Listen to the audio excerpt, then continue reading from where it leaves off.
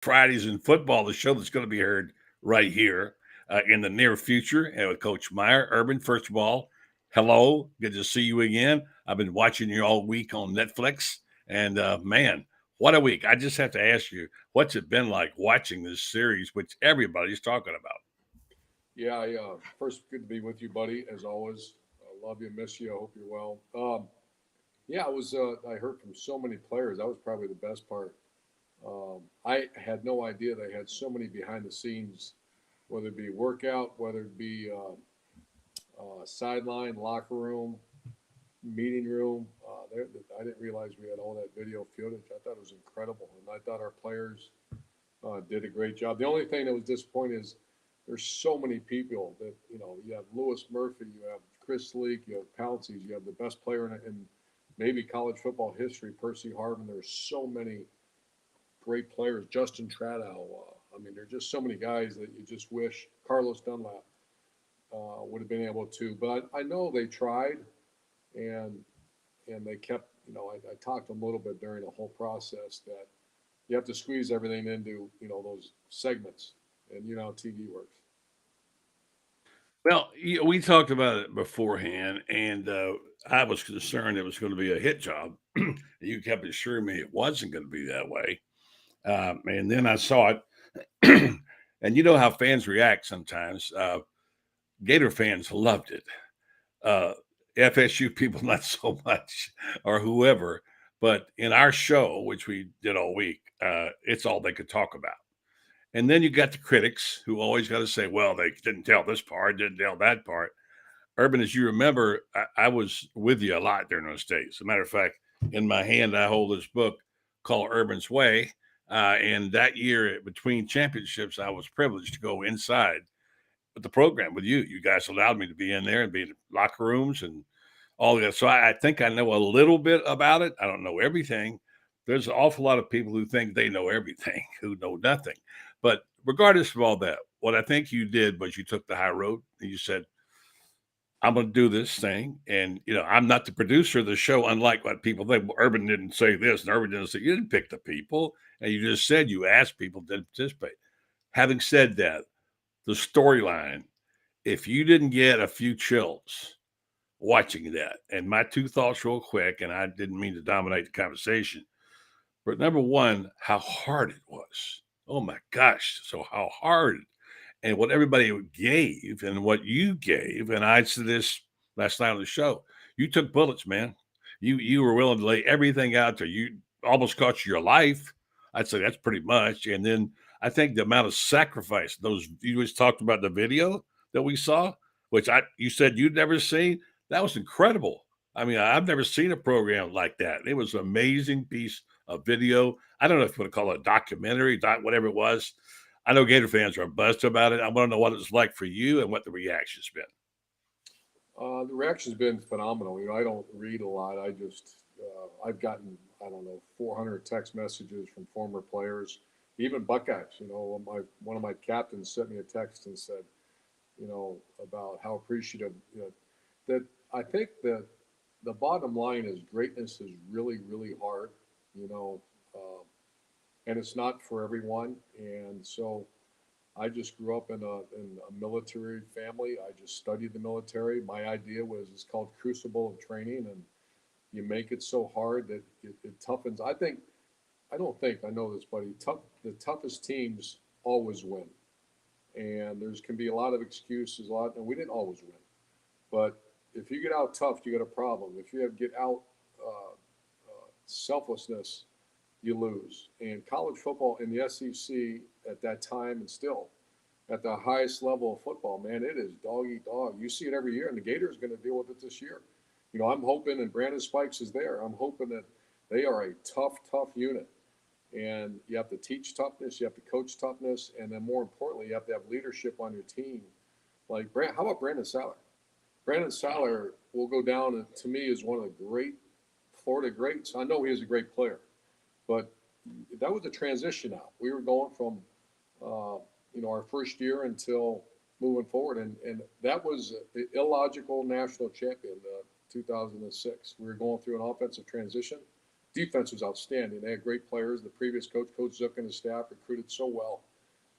But yeah, I watched it a couple times, and once again, the only thing I regret is that not every player got to, because there were some guys on that team that that became incredible leaders. Murphy's one of them. Murphy went from in the doghouse to one of our best leaders in that '08 team. David Nelson David Nelson, unbelievable transformation. came to you and said, I want to play special teams, get on the field. Look what he did. He only caught some of the most crucial touchdown passes you had. So what a remarkable thing to be experienced. You must have had. We could do 2 hours right here and talk about it because it's. Buddy, I've had so many people requesting interview, and I'm not doing it. I'm doing it with you. So I appreciate that very much. I want to say about 40 I've had requests, and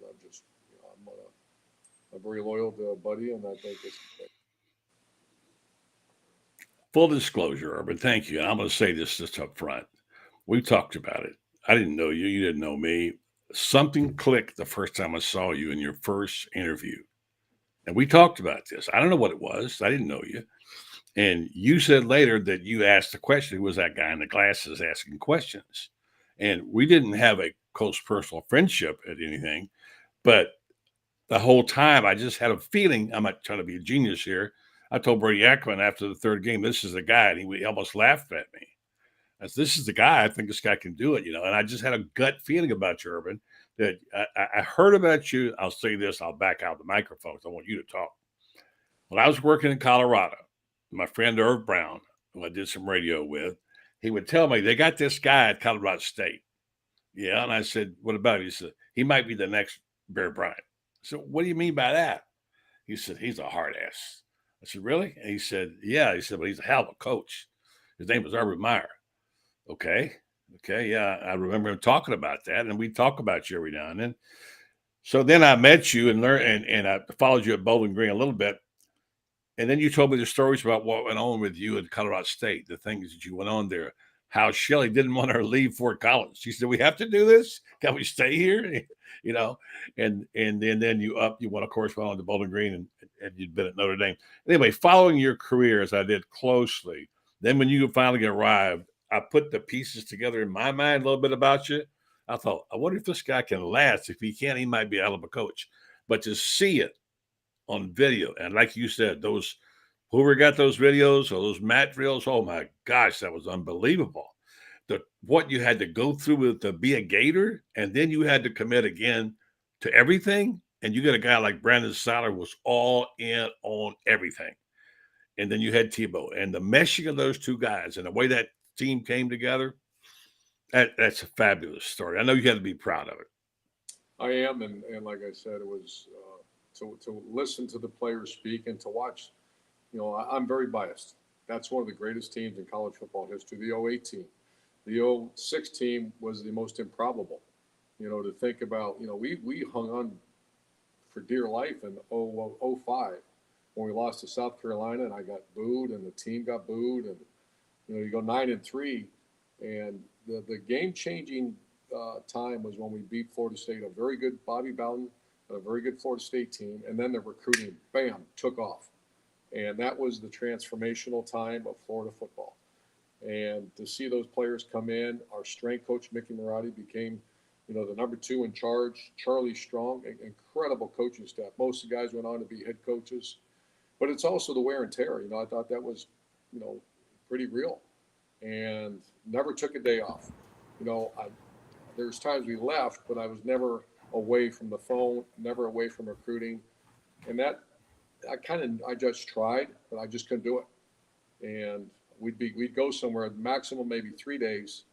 I'd go somewhere with the kids and all that, and would try to stay engaged, but I would be recruiting the whole time, or else the manual, plan to win manual, the practice schedules, the fake punts, the offense, the talking to Dan Mullen. Never took a day off. And that was the wear and tear on that was obvious. I do remember you on Friday nights.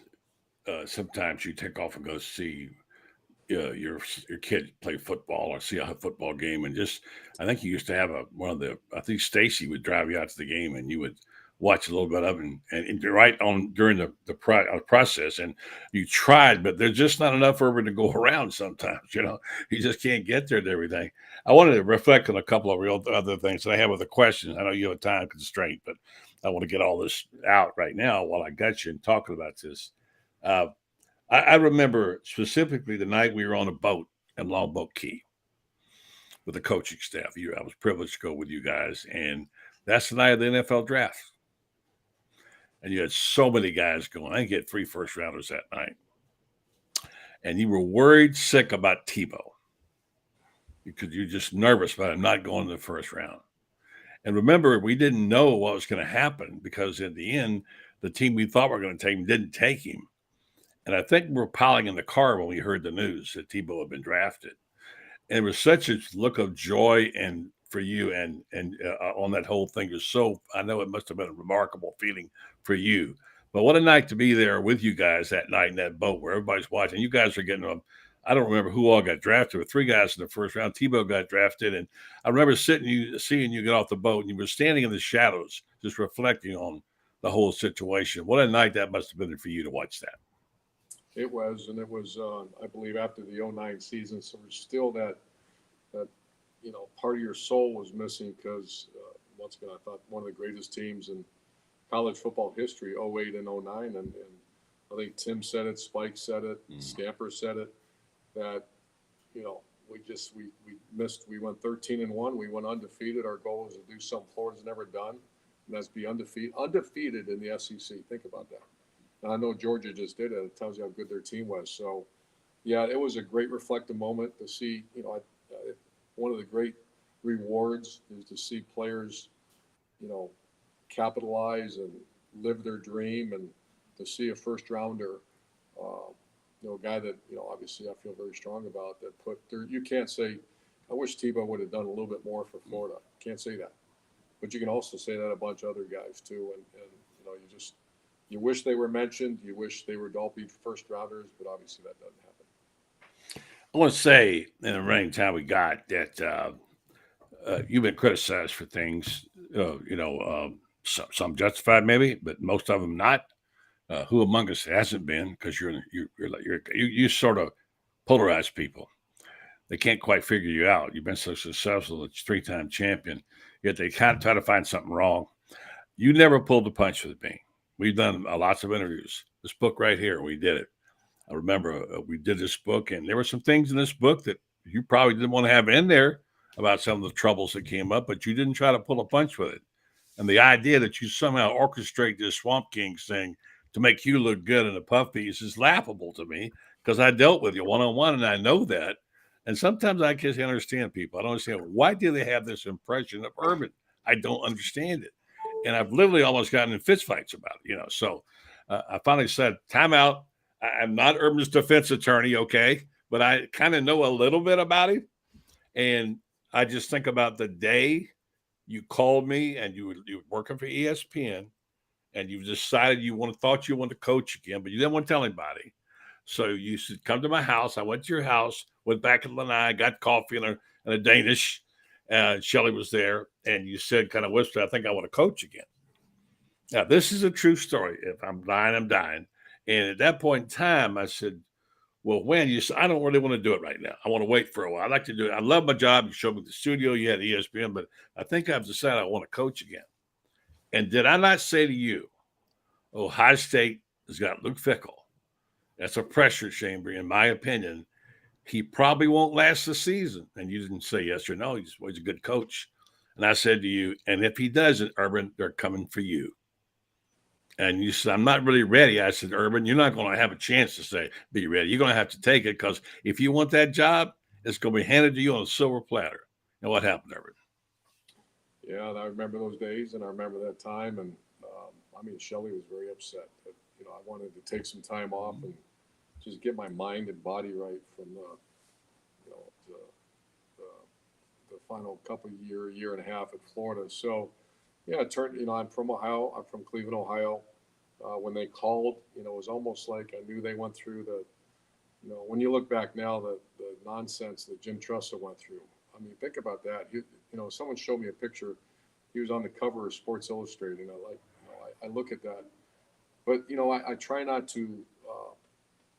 The When I started getting in a really good place is when I quit worrying about, you know, a guy that's trying to sell papers or trying to and saying things and you read it going, wait a minute, that is not true. That's as far from truth. You know, you saw Brandon James. They did a story on Brandon James getting arrested for buying, I think it was $18 or $20 worth of marijuana. It'd be laughable today. We hammered him, and you know he and I spoke to Brandon the other day, and the one thing that I did learn is never to quit on someone. And when you start, you know, someone actually said to me one time, you need to make an example out of that kid. And I almost got in a fight with that person. Said, that's someone's kid you're talking about. You know, make an example for who? For fans or for someone that's writing a paper about it or something? Absolutely not. These are human beings. These are people I love to death. Our staff loves them, and yeah, the people make mistakes. And what's an opportunity to make a mistake? It's an opportunity to discipline them and correct it. I do take offense when people say, "Well, we didn't do things. We didn't." When you know, did Brandon James he bought marijuana? Did we discipline him? Hell yeah, we did. Did Chris Rainey send out some nonsense text? I saw someone say, and he played the next week. No, he missed 6 games for sending a text message. 6 games. So there was obviously punishment dished out. I didn't make it public. I didn't make it public when a kid failed a drug test. You know why? Because it's no one's business.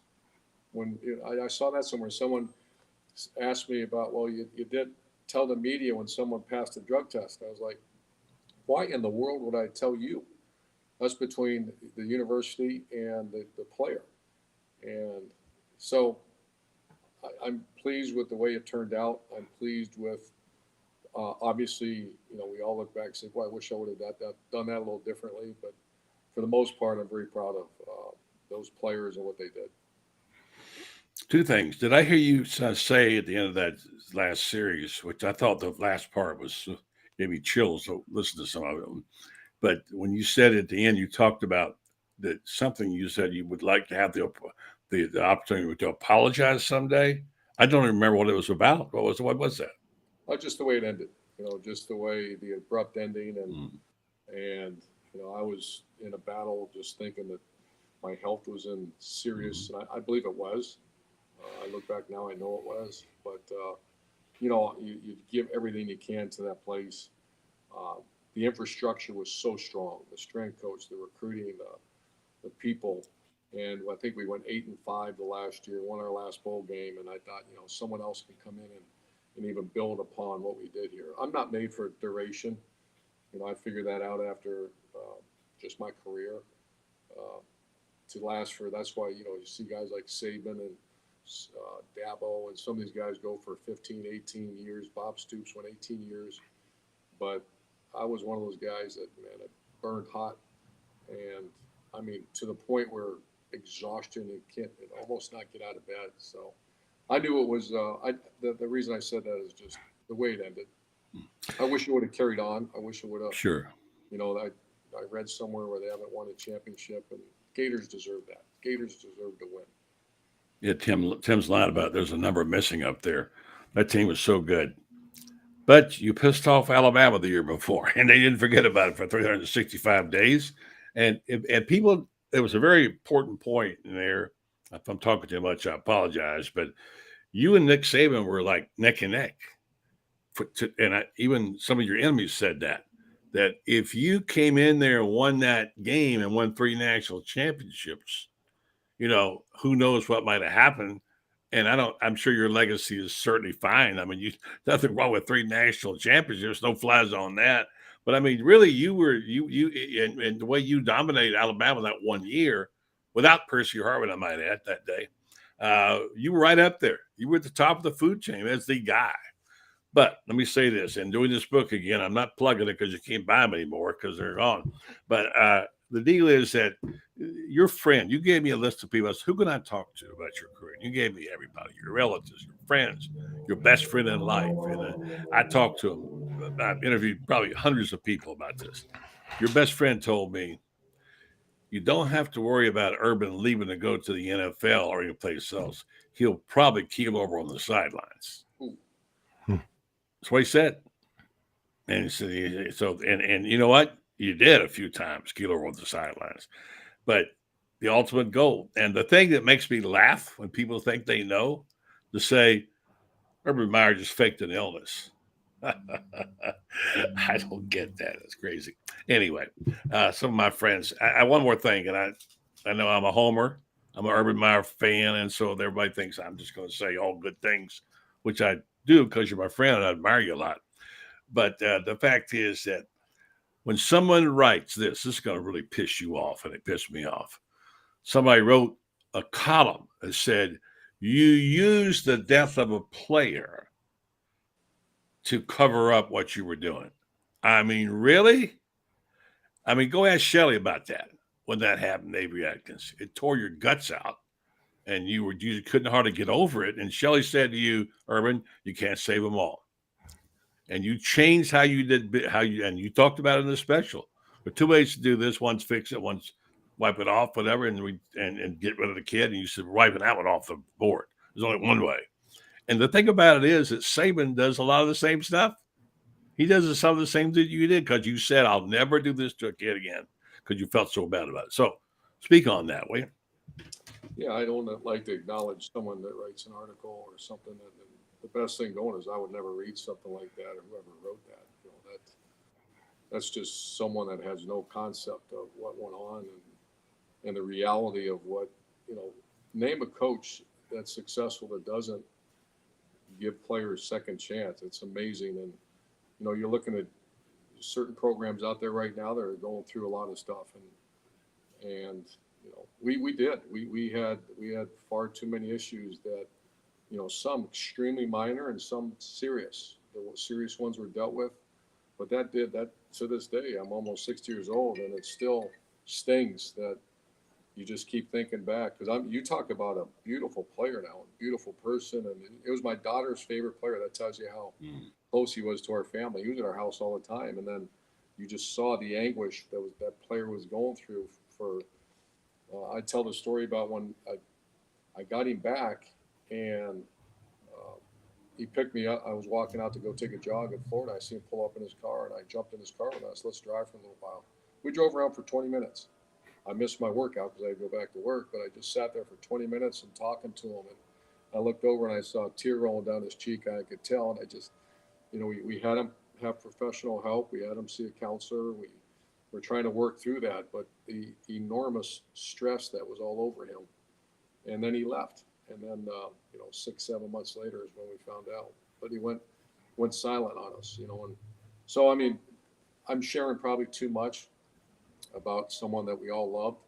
But once again, this is not in response to someone writing something that evil like that. That's not what this is all about. Coach. Let me say one more thing, Brendan, before you jump in there. I'm going to say, and I know you want to ask Coach a question on this subject, because last night on our program, Fran Spirit, who does the show with us, he began talking about Avery. He knew him pretty well. He started crying on the show.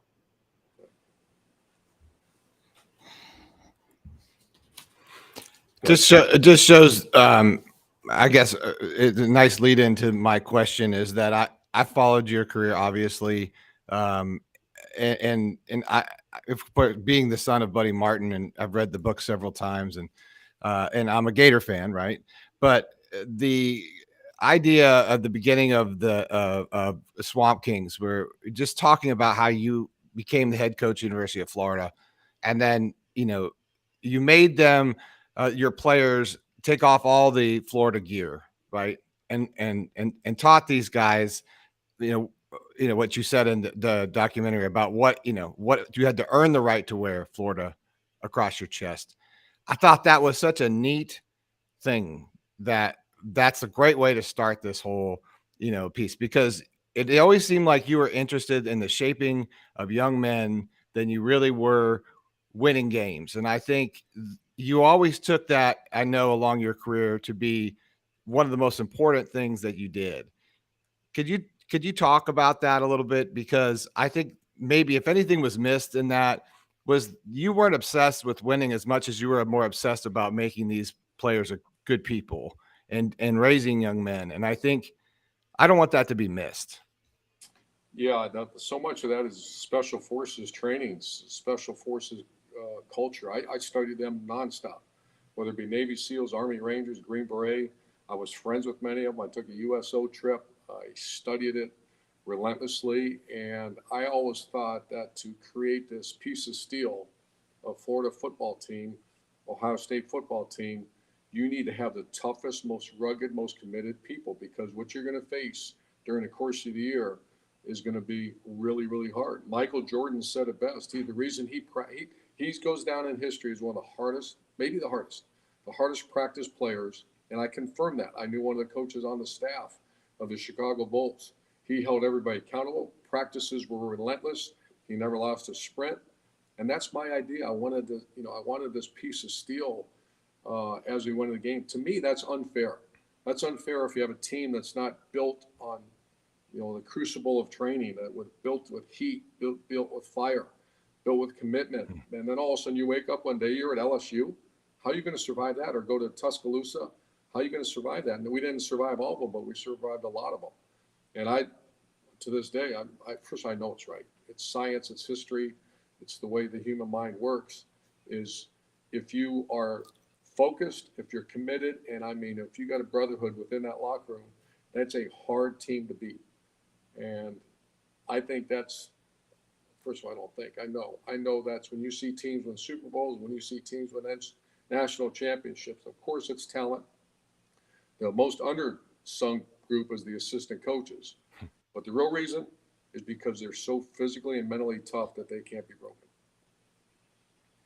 Percy Harvin, greatest that ever played. And I think he's the greatest player ever. I don't know enough about the NFL, but he's the greatest player that I've witnessed in my lifetime put on a helmet. And I don't think it's even close. And he had some injuries along his journey. I think he would have been a Pro Football Hall of Famer had he continued. And, he got banged up a lot. But I've never witnessed, and I've coached, Zeke Elliott's to Nick, the same level of Nick Bosa and Zeke Elliott, Joey Bosa, some of those guys, and I miss Mike Thomas, and there's so many great ones. But what that kid did, and physically, think about this: Percy Harvin was one of the most violent runners with the ball in his hand. You never saw him get hit.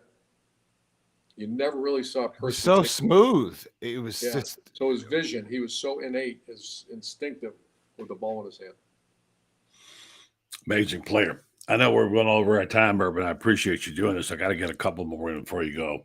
I want to talk about the day that you quit, and Mickey Marotti said to you, "Let's walk back to the stadium." And you were already having some second thoughts about it because Jeremy Foley had said, "Look, you can stay here. We'll get you administrative help. We'll be fine. Take some time off." This is Mickey's story, and I think it's pretty accurate. Mickey said he walked into the swamp, the stadium, and looked up on the facade. And there's that 208 team. 2008. Wasn't that a great team, Urban? Yeah, it really was a great team. Oh, gosh, Tim's Heisman. Look at that, man. And he began regaling you all these stories, which he knew was going to touch your heart, right? And you thought about, I don't know, put words in your mouth. Number one, all those, but secondly, the families that would be affected by your decision, they would have to go take a job someplace else. And in the next 24 hours, you changed your mind. Tell me about that. Yeah, these are hard questions. I thought we were going to talk about the Gators, but that's all right. No, that's absolutely correct. What happened, and when you leave a place, you see the head coach gets far too much credit. When you see the assistant coaches and the players that you recruited, and you're like, wait a minute. I knew I was in crisis. I knew I just didn't feel right. I felt something was seriously wrong. And for the best, the most important people, my 3 children, my wife, is, let's take a breath here. And then I started in my mind talking. I went and talked to Jeremy about any solutions, and he saw me. He saw what was going on, and we just went, I believe, 13-1, 26-2, just missed another national title.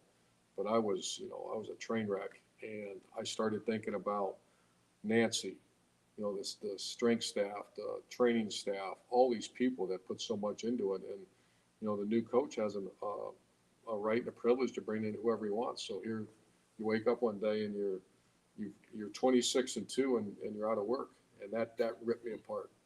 And the players that you brought into the program, it just ripped me apart, and I mean ripped me apart.